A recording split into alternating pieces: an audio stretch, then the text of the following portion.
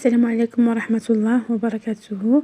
كنتمنى تكونوا بخير وعلى خير. اليوم جيت ندير معكم واحد الكاب كيك اللي كيجي هشيش وخفيف وكيصدق 100%.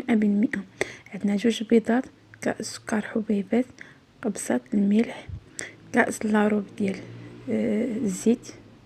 كنحركوا العناصر ديالنا مزيان حتى كيتجانسوا لينا. المهم راه الفيديو موضح. من بعد كنضيفوا كاس ديال ياغورت، كنضيفوا كاس ونصف ديال الحليب، نعاودو نخلطوا العناصر ديالنا. من بعد كنضيفوا 5 معالق حتى ل2 كبار ديال الكاكاو، 2 كيسان ونص ديال الدقيق، 2 خمارات حمرين.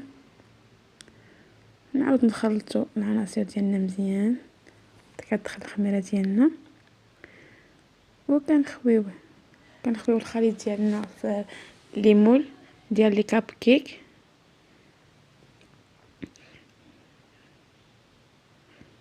ومن بعد ما كنخويوهم في ليمول كنديروا هنا قبل كنديروا الفران شاعل على 180 درجه حتى كيسخن الفران مزيان. ملي كنبغيو نديروا الليمول ديالنا كنقصوا الفران حتى 150 درجه. كنزين الكاب كيك ديالي ببيبي دو شوكولا وكندخلوهم للفران حتى كيطيبوا لينا. تنقدموهم بالصحه والراحه، راه كيجيو خفافين بزاف ومنفوخين وناجحين 100%. يعني كينجحوا معكم الكاب كيك واخا اول مره غادي ديروهم. وهذه هي النتيجه ديالنا.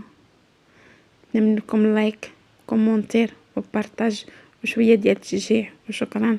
الى الفيديو القادم ان شاء الله.